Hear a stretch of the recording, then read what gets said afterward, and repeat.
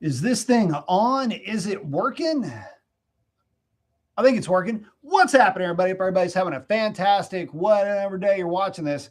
So, open chat this evening. Going to make it a bit of a quick chat. I'm kind of working on some other stuff right now and just can't really hang out too long, but I do want to check in with you guys, make sure things are going swimmingly. Bring you guys some updates, potential projects and things like that I'm entertaining right now, stuff that we'll see what ends up happening with. Eerily enough, I'm kind of on the hunt for a project car. And also, strangely enough, I may have decided on if I can find one that Aspen.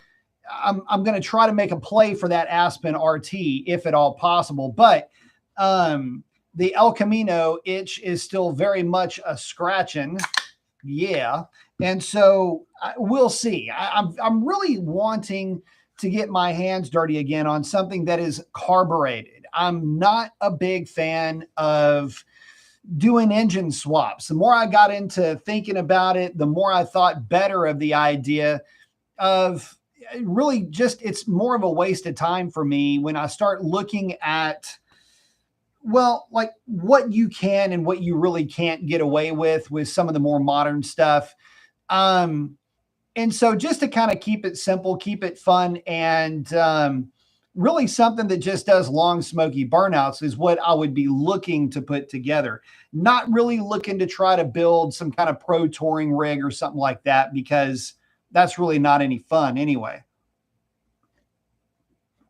And so the more I started looking at that, I started noticing just how damn expensive things are. We've talked about in the past just how obnoxiously and how it's prohibitive, just how expensive some of these projects seem to be.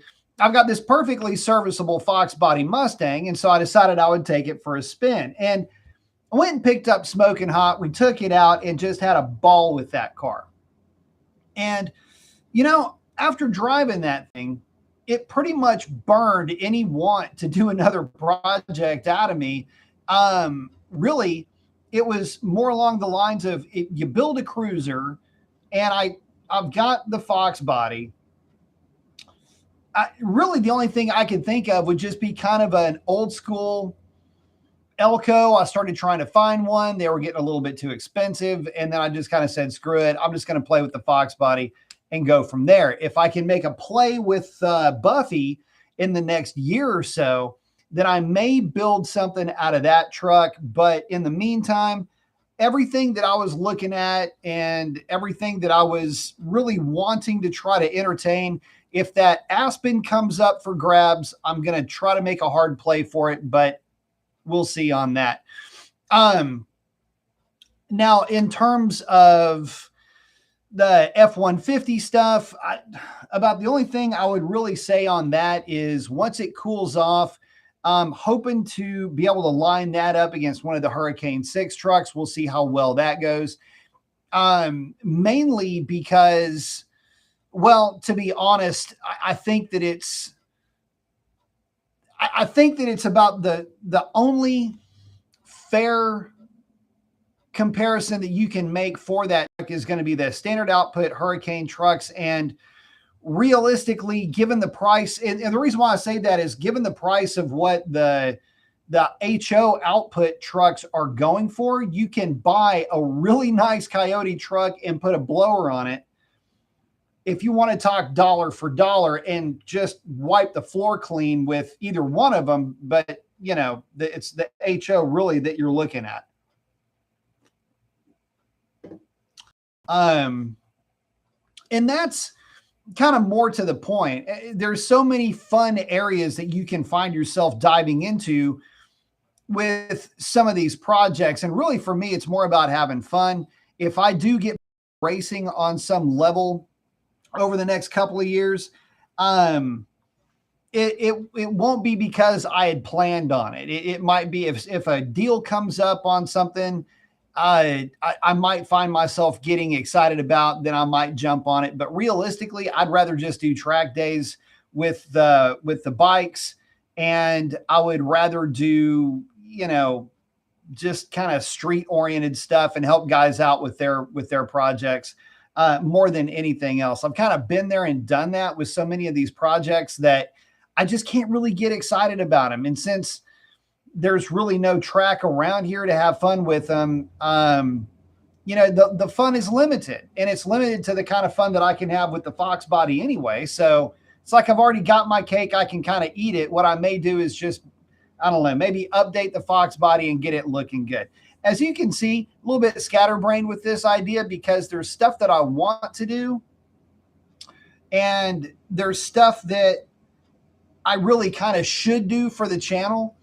But realistically, when it comes to the car thing, the more I dive into what it's going to take to put one of those projects together, the less I am motivated to do it.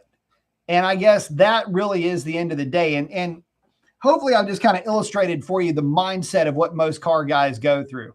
You have an idea, you know what you want to do, but then squirrel, and then you see something else that you want to get into, and you've already got stuff that's on the back burner anyway. Learn to love what you got already. Learn to want what you already have. And that's one of the toughest things for a lot of car guys to be able to accept, is that a lot of times the best project that you have is sitting in the weeds behind your house in some cases. And that's really what I'm kind of really driving towards. Is if I do anything, I'll just refresh the Fox body. The bikes thing, the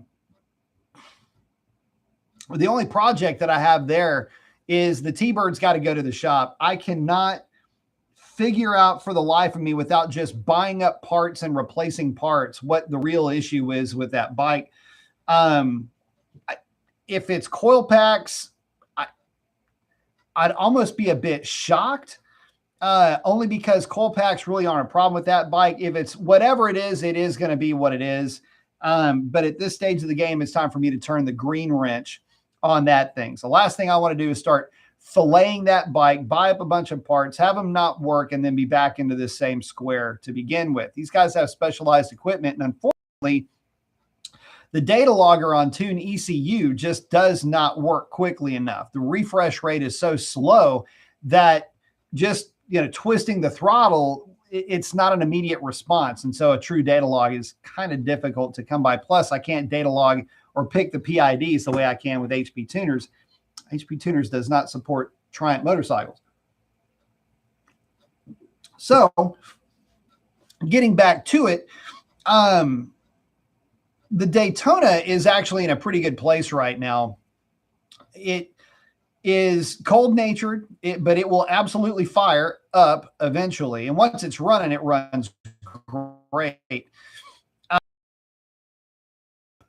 Kind of come to the conclusion with that bike that it's pretty much semi-retired. As far as being able to take it out and really lean on the thing, it's not that I don't feel comfortable doing it. It's just that, I've got other bikes that are better for that. And that bike is a really cool bike, just to aid as a reminder to how the old school bikes really are, and how they perform. And weirdly enough, it's 26 years old and has none of the problems that T-Bird has. So there's that. As far as the Bonneville goes, there's an upcoming video with the Bonneville. And for the guys that are on the live, one of the things is that it's really going to be talking more about, that is the bike that made me end up getting rid of the Z900 RS. I couldn't justify that as much as I love that bike. I like the Bonneville more, and I couldn't have a bike that was in many ways so similar in performance, and in a couple of few very key ways where it was less in performance, believe it or not, than the Bonneville, that I couldn't have that one. And so when I got rid of it, a buddy of mine had found my Katana and said, look, you got to go take a look at this thing. I went out and got it. So there's that. And then, of course, the Katana is kind of in a state of limbo. I don't really know if I want to tune it. I'll probably will have it tuned at some point, but I'm just really happy with the way that bike runs. And I don't feel like I need a leader class bike to have a good time, even though this kind of technically is a leader class bike. It's not making 175 or 185 or 95 horsepower, but I don't know, if you believe dyno charts, it's around 150 to 160 horsepower. So that's not exactly a slouch. And I mean, it's a Gixxer, it's a K5 Gixxer, for crying out loud. What's not to love? So anyway, let me check in with you guys. Again, we're going to make it kind of a short show this evening. Sam is in. Sovereign, got the ball guy with the flex and the shades. I like it. Got the cadence down. Saying, yep, we are early tonight. Got to get up and early tomorrow morning. So got a lot going on.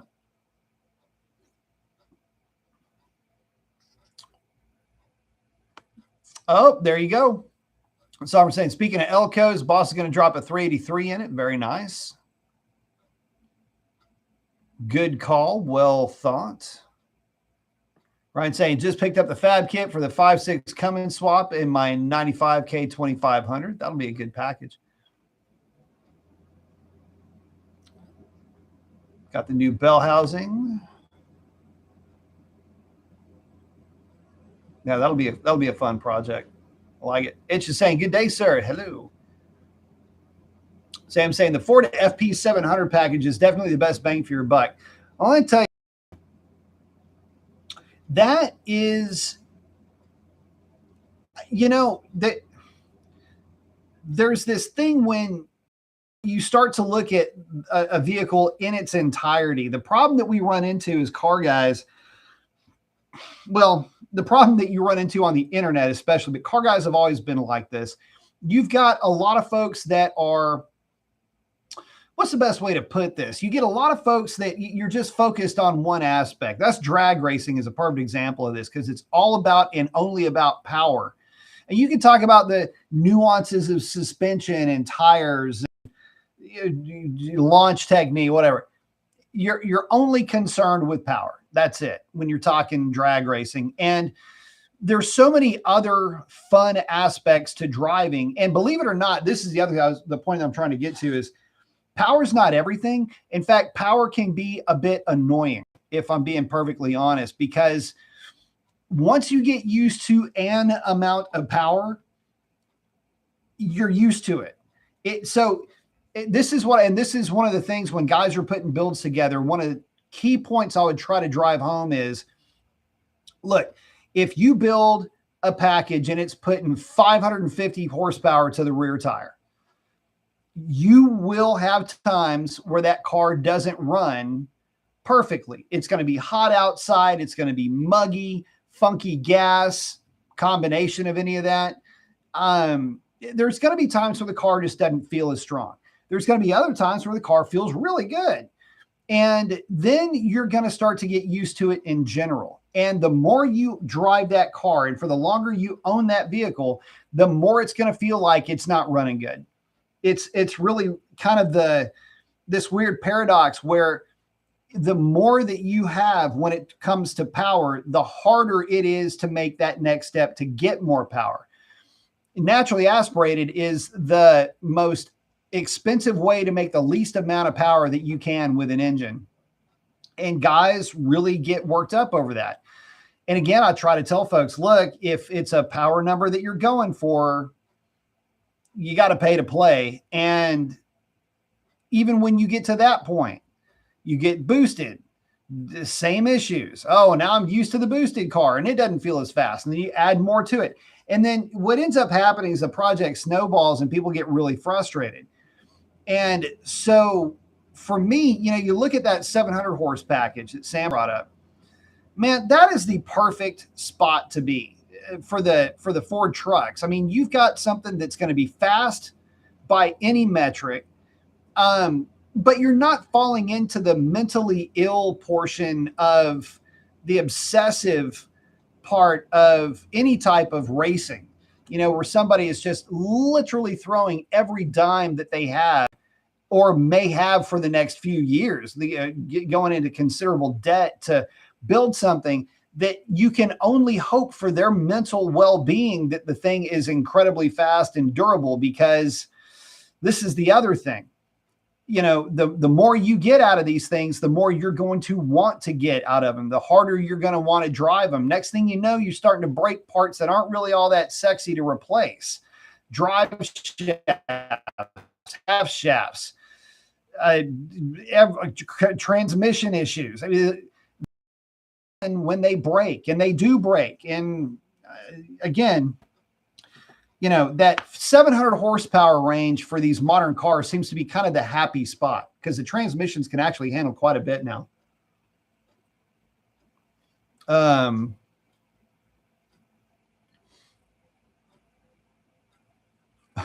Oh, Stellantis talking about letting Tavares go. Yeah, we'll see about that. Saying, finally, Eric, yeah, spike that like. Yes, spike the like. I like that. So yeah, okay. So we can talk about if Stellantis is going to let Tavares go. Look, this is what happens when you move away from your core buying public, if you will, your customers, and you try to put politics ahead of the relationships that you have with the people that are loyal to your brand. And this is also, you know, you go woke, go broke type thing. This is what happens when you start trying to introduce electric cars into a brand and force feed electric cars to consumers that are offended by that product. And they're offended by it not because they're against electric cars. They're offended by it because they can't afford it. They don't have the resources like a house to be able to charge the thing in. They don't like the fact that there's conflict minerals that are being used to create those parts for that car. You know, there's, you know, and listen, gasoline ain't without its sins, but that's also not to say that you can't criticize EVs for their sins as well. So I guess where I'm going with this is this guy pandered, and the reality is that the buying public doesn't want what he's selling. And, you know, as far as I'm concerned, anybody that wants to try to drive a narrative in that is outside of what the free market is asking for, then you get exactly what the free market gives you. So jog on. Let's see. Oh yeah, Tim Kaniskis coming back. Let's see. Oh, Sovereign's hanging out with Eric. Let's see. It's saying it's breaking up. Yeah, I'm not surprised. This I don't know how well the tether is working right now. Been having some internet issues. Noab is in. What is up? What's up, Eric? Hard Rock is in. Let's see. Eric's saying, hit that like button. Yes, hit the like button. Let's see. David's in. Hello from Canada. Hello from Texas. Hard Rock. Good DA is always the most fun, best performance. Oh, yeah. Absolutely.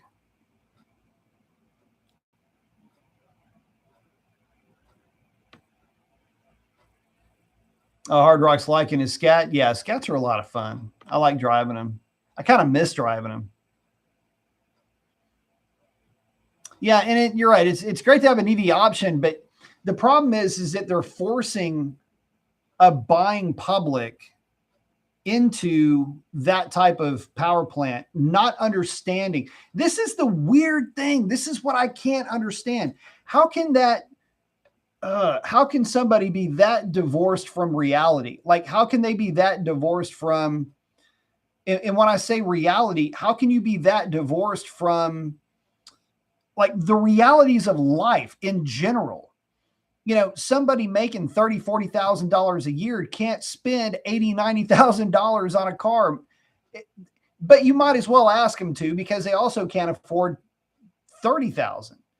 A small city car is one thing, but it's got to be able to run on cheap, inefficient fuel, which gasoline is, when you look at it from a dollars per mile standpoint.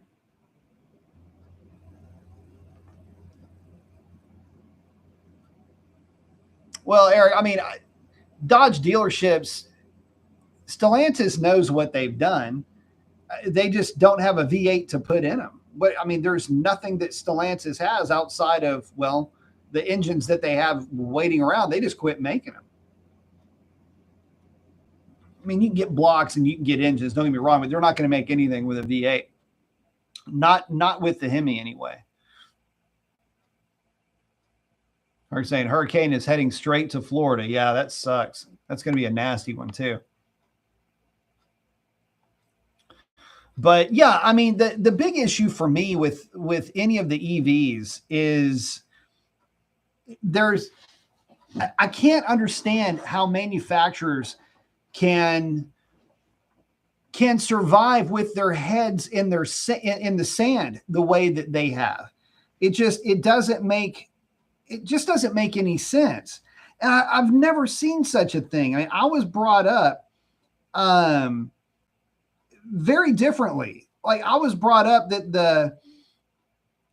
the free market would dictate what was going to work. And if there were regulations, it was just to either make sure that they're safe, make sure certain parts are standardized, like the type of fuel, for example.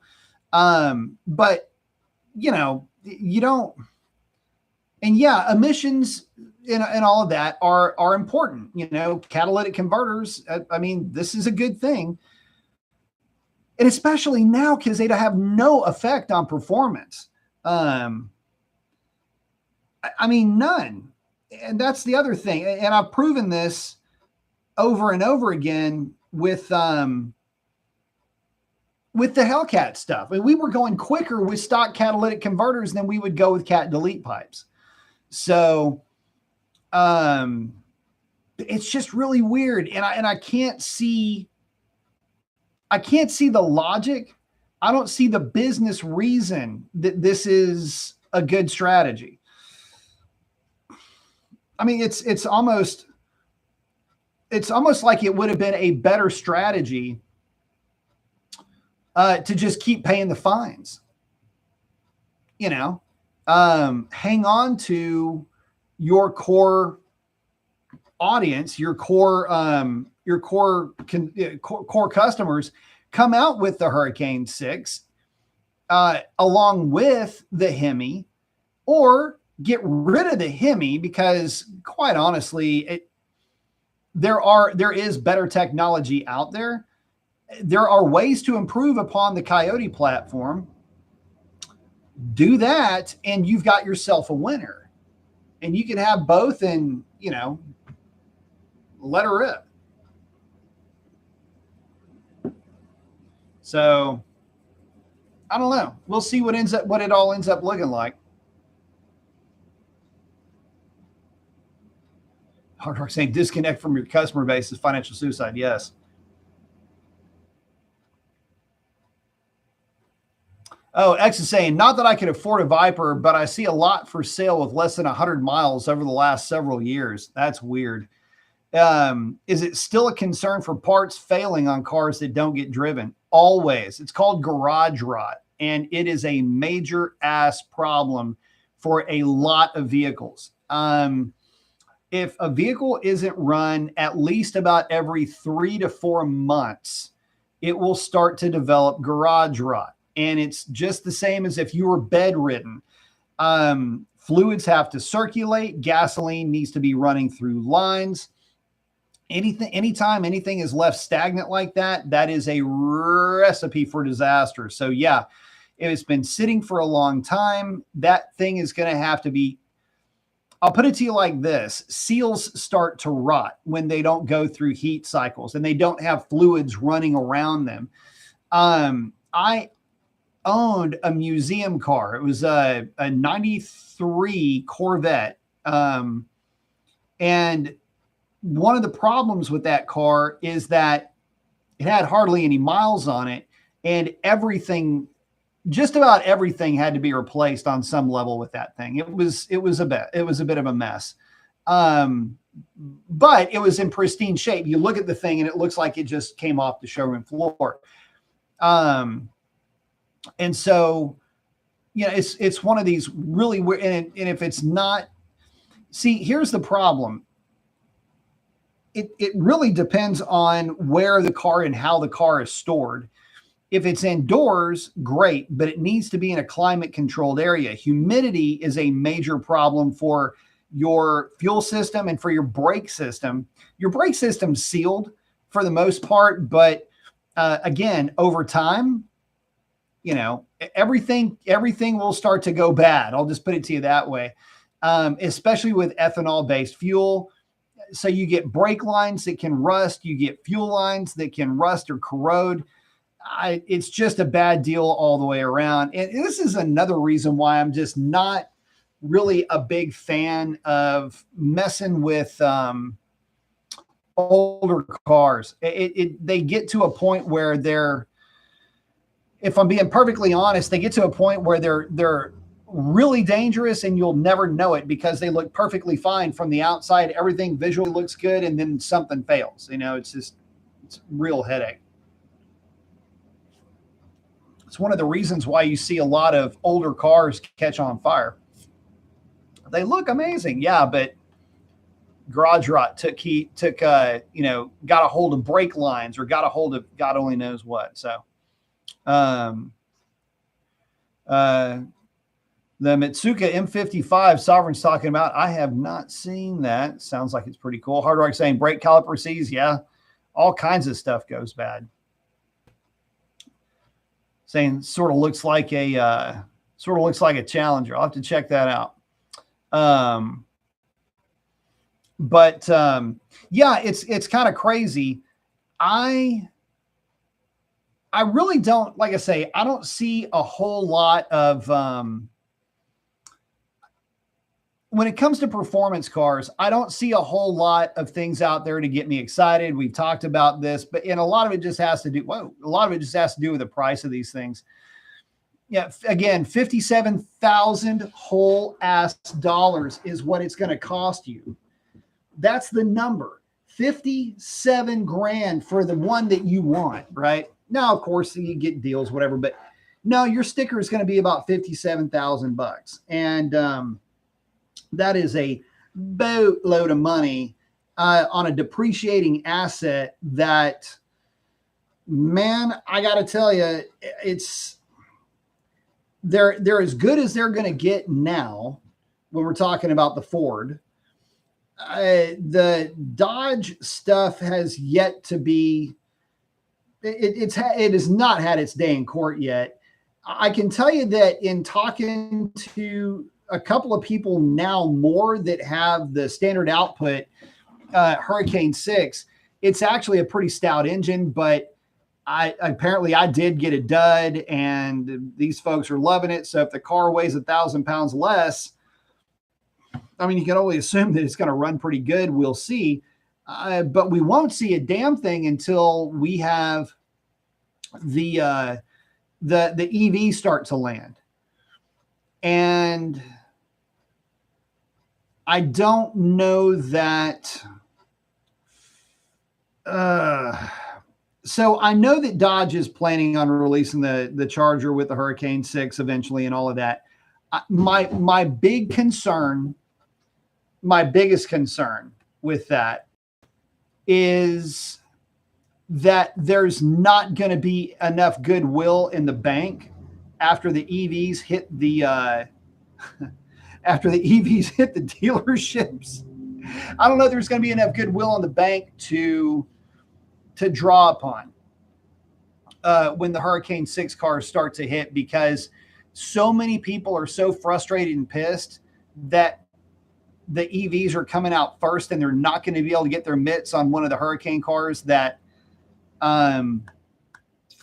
when you've got money to spend and you can build a Mustang the way that you can build a Mustang, the only benefit to any of the Chargers may be that it's all-wheel drive, or that there's an option for all-wheel drive. And even then, a lot of folks are just going, look, I'm just over Dodge in general. They don't like the way that the car looks. They don't like the way that it presents. And they just don't like the brand so much anymore.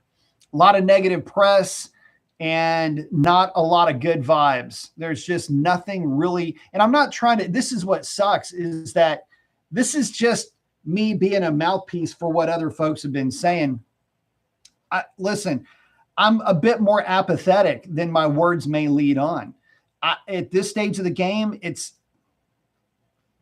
I love helping folks with their builds. I love hearing about how people are hot rodding their cars. I love to hear about, interesting combinations that are coming out. I like seeing how people are still hot rodding the pickup trucks and all of that. But it's getting, like I say, a little bit more difficult to get all worked up about it. So, X is saying, I still vote B gets a WS6. Man, that was a pretty one that we saw at the grocery store the other day.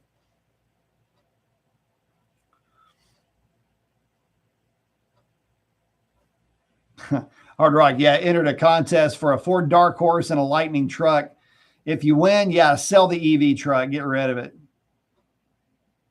You know what's funny is that even if I won something like that, I wouldn't be able to bring that EV truck home. My wife will not let it in the driveway.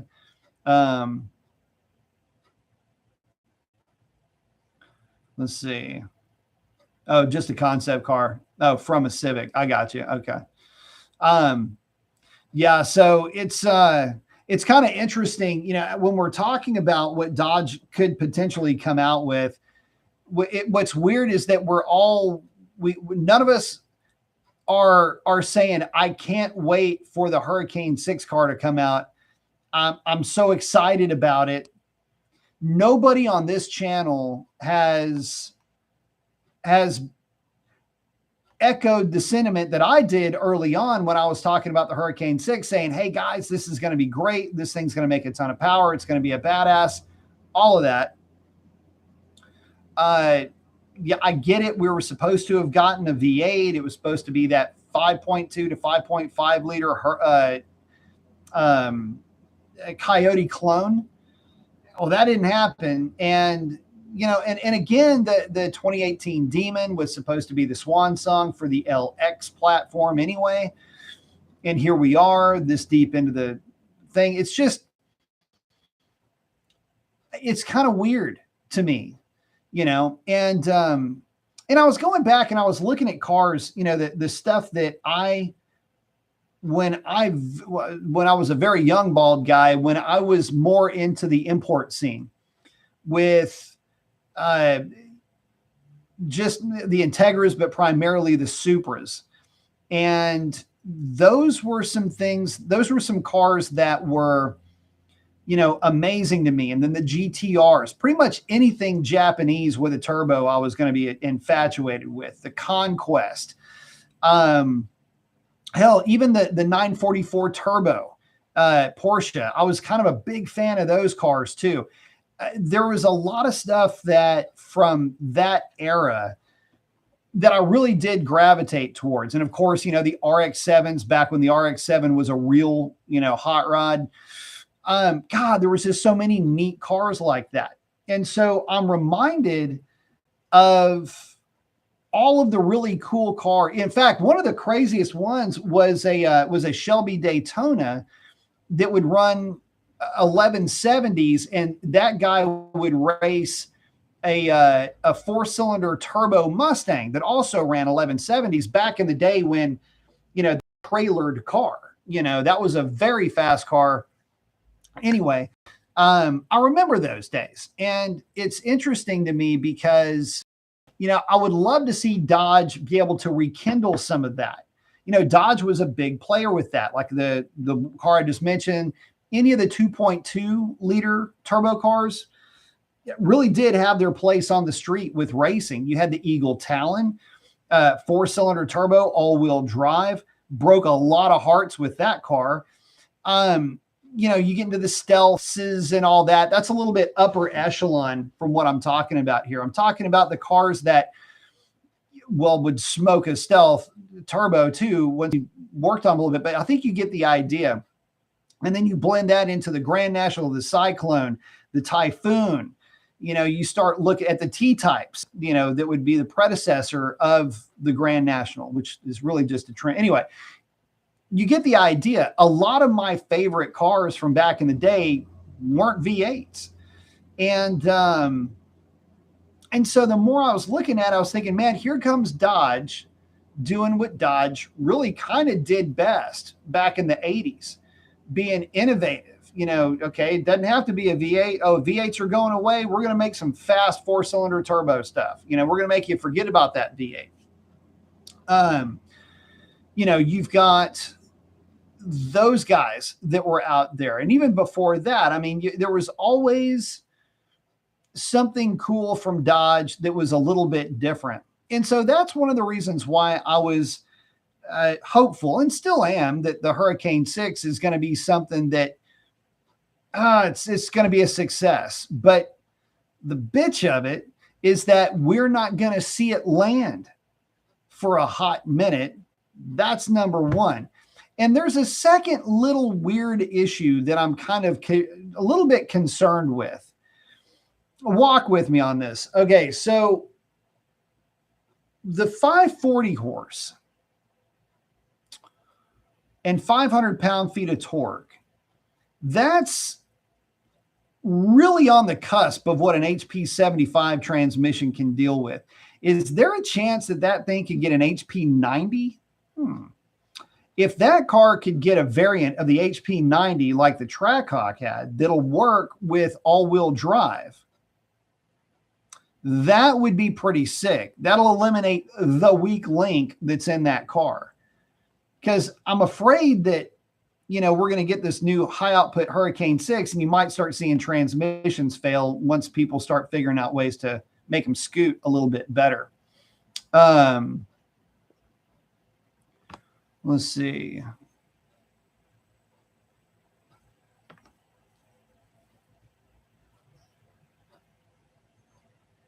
Let's see. Oh, Sovereign saying he lost excitement when the Challenger went away. And Hard Rock saying he doesn't like anything that's not a V8. I can understand that. It's just saying I work in oil and gas. EV is not an option in my house. It's not practical for us in rural. Yeah, no kidding, right?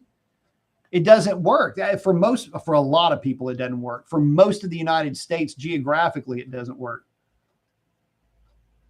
So I'm saying Nissan Skyline. Yeah, really good. Really, really good car. But, you can still get Skylines. You got to get them on the import side. The 25, the RB33 and 34s are all available now. They're all right-hand drive though. I see them all the time out here. People have been importing them down here for a while.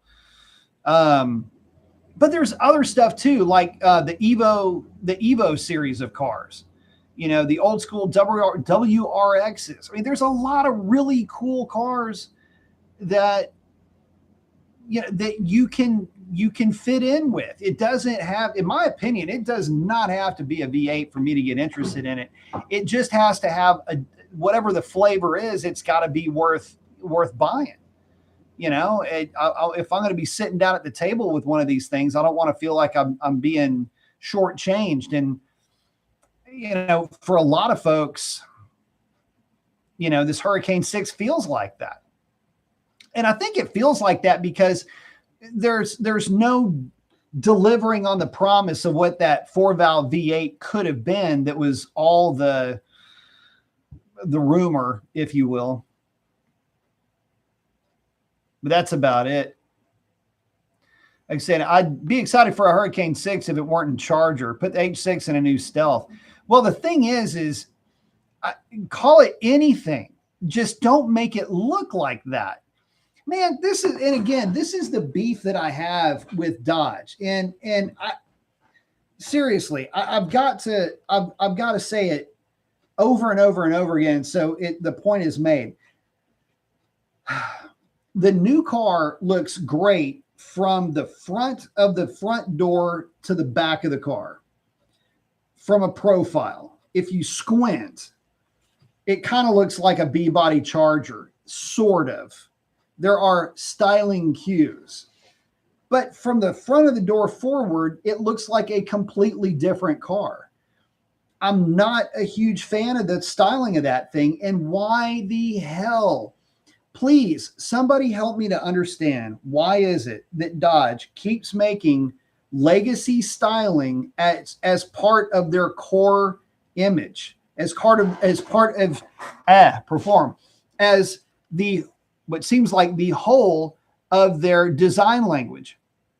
It doesn't have, it's falling on dead ears. Literally, these people are no longer of the mortal coil. So why the hell, please make a car that somebody from the ages of 22 to 42 can look at and call their own. You don't have to be looking at something that your grandfather or great grandfather may have owned or seen. You know, it's really strange to me. And the other, you might say, well, what about the Mustang? The Mustang's a legacy platform and a legacy design language. Yeah, that's the Mustang. Okay, the Mustang. That's exactly what it is. And it wasn't like that up until, well, 2005. It's been like that for what is in essence 20 freaking years. You know, you can say the same about the Challenger or the Charger, but it's a different body style now. The Mustang is just an evolution of the same thing, and that's what people want. The problem is that people are kind of tired of the Dodge thing, and they want something different. They want something that is going to be more youthful. And the weird thing about the Mustang is that it stays and remains youthful with every iteration. It just does. The Dodge doesn't. It kind of gets... It gets lost in its own head. I think the Dodge is a lot like somebody looking in the mirror that's out of shape, but used to be in shape and thinks, I kind of still got it. You know, where the Mustang is still always in the gym getting after it. That's what the Dodge reminds me of. It's kind of just the vibe that I get from that design language. And I'm just going, guys, please. And look, I have not seen one in person. I can't speak to it. But I've seen it in pictures, and it's not, I'm not there. I can't get there. Suffer saying, get your hands on a Spirit RT. There was one that was actually in really good shape that would go to the drag strip pretty regularly. Oh, Eric's saying the new twin turbo Hurricane 6 is having problems. Yeah. It is what it is. Police departments are having issues with Durangos. If they're the Hemis, I can see them definitely having issues. That's in fact, state of Texas won't even use, if what I was told is accurate, state of Texas will not be buying any more Mopars, no more Hemis because of all the issues they have.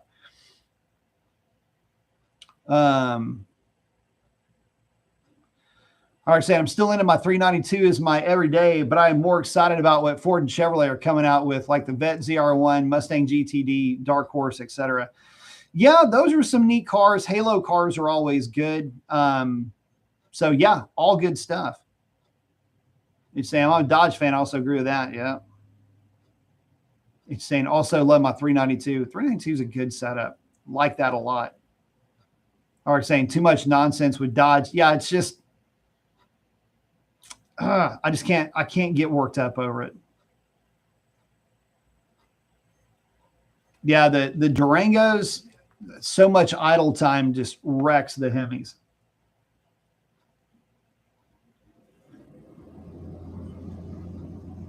Well, unfortunately, an Eagle Talon, well, if they could call it an Eagle Talon, you know, that anything like that, you know, if you can, I mean, that was a longitudinal 4, but yeah, if you can get just something cool. It doesn't have to look like, golly, just let it go, please, man. Come up with something new, something cool, something interesting, you know. Bring back some of the Banshee styling, like the original Banshee, not this other thing that they were trying to pawn off on. Ugh.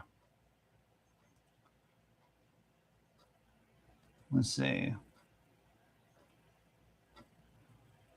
Oh, Sovereign. Yeah, is Stellantis purposefully sabotaging Dodge? It's what it feels like. That brand is just not in a good way. Hard saying he's done a Dodge Shadow ES with a Holley system in it, 5-speed manual, super fun, 3-liter V6. Oh yeah, those are always fun. So I'm saying the rear end looks weird on the Charger. It does. I'll agree with that.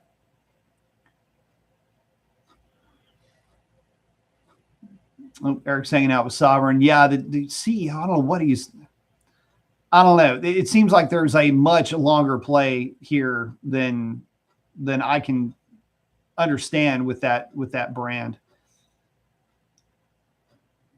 Oh, it's saying, yeah, put a 6-speed in H6 and yeah, just do it. Why? It's got to be easy to do.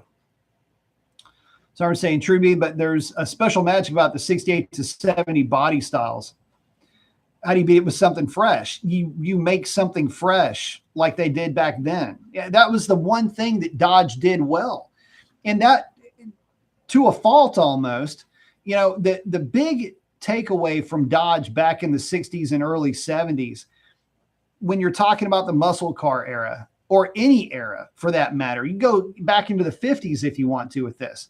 The cars look amazing. The interior finish out is second to very few. I mean, you've unbelievably good engineering, but there was always an execution issue where it would rust or there was something, you know, there were costs being cut somewhere.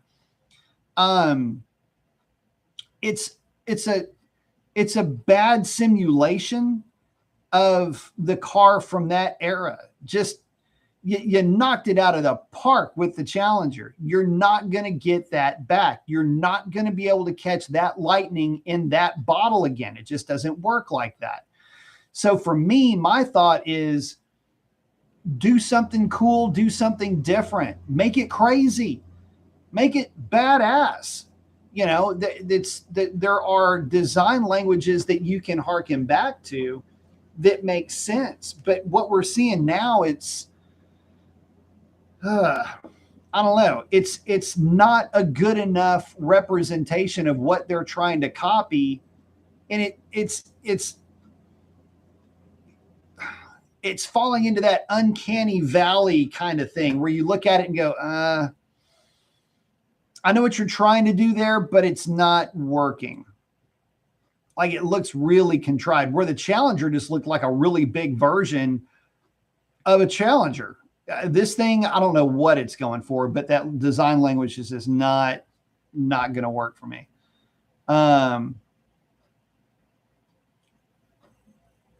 Let's see.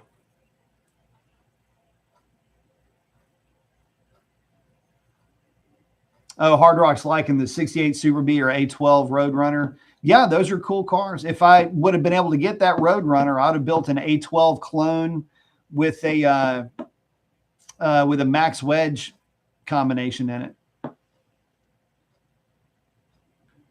Oh, Itch saying, I agree, Hard Rock. Oh, yeah. Back in my days to run 10 miles in the snow barefoot. I know, right?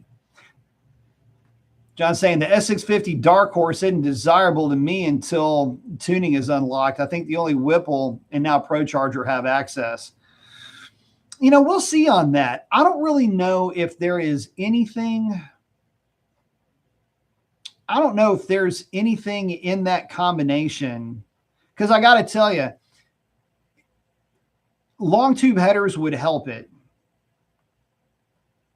But here's the deal. My experience with Ford at this stage, damn, they've got some hella good program calibrators.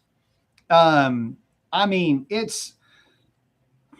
I had somebody reach out to me wanting me to tune their truck. Apparently my truck runs better than some other professionally tuned folks. Don't mess with what's working, I suppose, because that thing runs good. from the factory. But we'll see. The supercharger companies have got it, but as far as access, but I don't know. I'd like to see a read file on one of those. Hard Rock's like the classic America. Yep. Yeah, Sovereign. Yeah, the 70 Challenger is really good. I mean, the interior is good. The styling is good. The language of the car is amazing. There's just some things that they could have done a little bit better from a durability, but they're all like that back then. So you can't really, can't really fault Dodge in that respect. What's funny about Dodge is that they're either at the cutting edge or they're way late to the party. They're never like on time, if you will, except for the Hellcat and the 392 variant cars. Oh, Hard Rock saying all-wheel drive option switch like the BMW M5. Yep. The Ford trucks, you can either do auto or you have to manually switch it into four-wheel drive. That's one weird thing. My truck is not an Auto 4. I actually have to put it in four-wheel drive. You'd think everything else that truck has to be an Auto 4. The Ram that I drove was an Auto 4. Moto X, window rust for condensation pools. Yeah.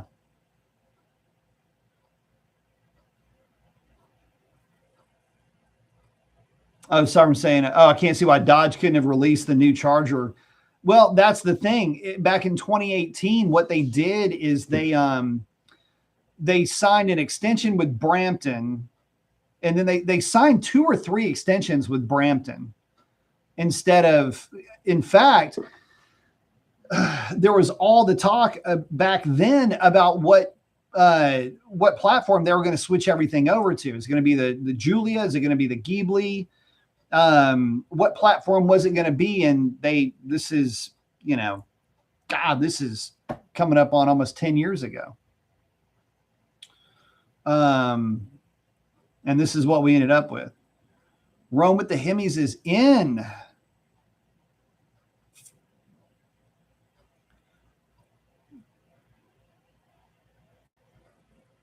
Oh, Will's saying, yeah, Dodge had an opportunity to reboot the late 80s and 90s four-bangers and turbos with the Dart, and they gave up on it, which is a real shame because they could have had a real winner with that.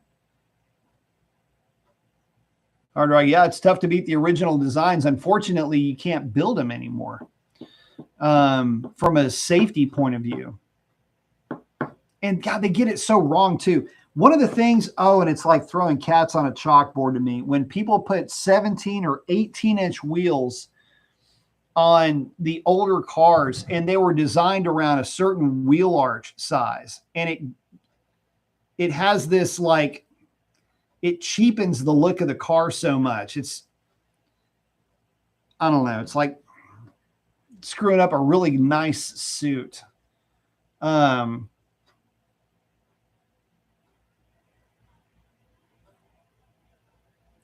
see. Oh, Eric's hanging out with Sovereign. Let's see.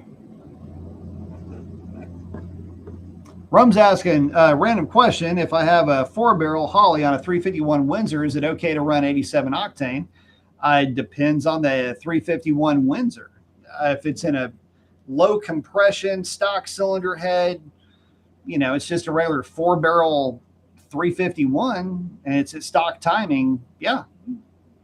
Run whatever the octane is that is appropriate for it. Although I would probably run at least 89 in a carbureted car.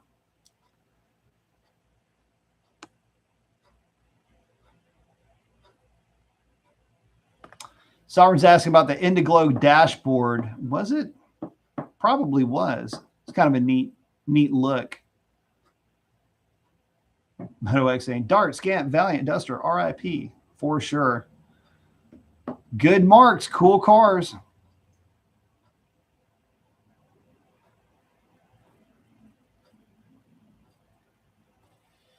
Itch is asking about the longevity of the F-150 with the factory supercharger. I've heard nobody complaining about it. I haven't heard anybody complaining about the F-150 with some pretty nasty power going through them for the all-wheel drive trucks or the four-wheel drive trucks.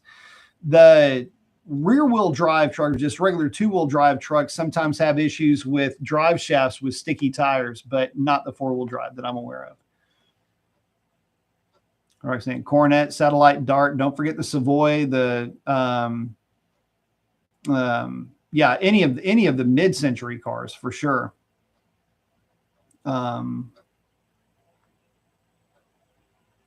we got the Coronet in there.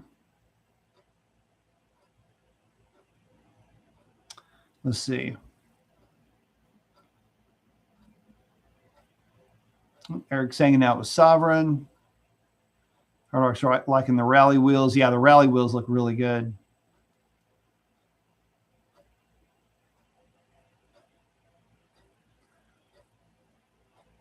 Oh, Rome's saying they finally finished up my Windsor swap 65 Galaxy and have been daily driving it all month. Yeah, if it's a stock, you know, if it's a stock 351 Windsor, you know, like I say, throw 89 in it. I wouldn't in a car like that, I wouldn't run 87 necessarily. It's just mainly because the base fuel is such a low octane. And the 351, just like any of the older, if it's got the small port heads, it's got a lot of velocity at low RPM. They'll ping pretty easy if you don't have decent fuel in them. Can ping anyway.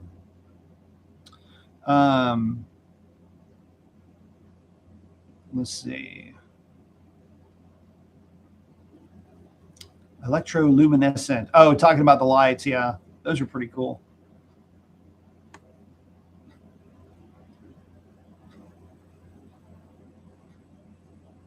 Yeah, some of the 87 has been pretty gross.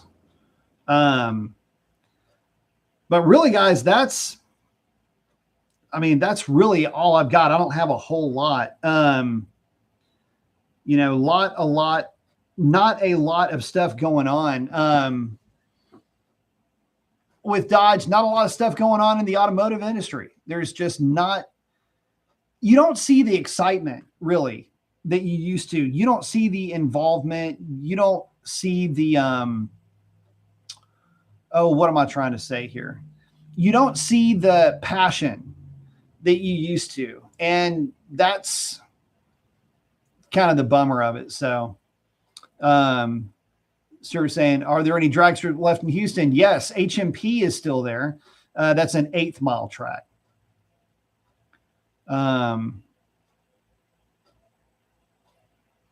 Sorry. Yeah, there's some stuff going on at John Deere. John saying, what are your thoughts on the 10R80 in the truck? I like it. They've improved the basket, is my understanding, and that was one of the issues that they were running into. Nobody is reporting any failures with power levels in like the 700 horsepower range. I can tell you that. So, but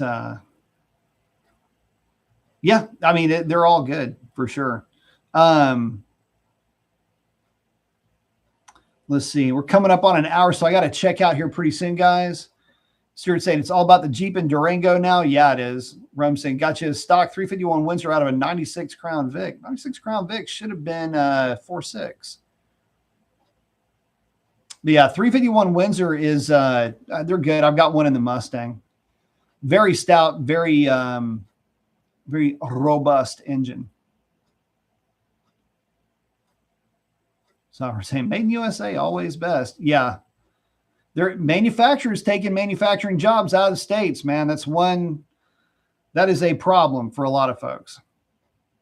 You know, we need stuff made in the States with American raw materials. It can't just be assembled in the United States. It needs to be made with American jobs, with American, you know, labor putting it together. Yeah, it's going to cost more. It's because it's going to be better the way it's supposed to be. But anyway, guys, with that, I got to wrap it up. I want to thank everybody for making it on the show tonight. Love each and every one of y'all. Would not do this without you. Make sure you get out there and do something cool for somebody. Chances are they need it way more than you know. And with that, we will catch you on the next one. That's a wrap, guys. Adios.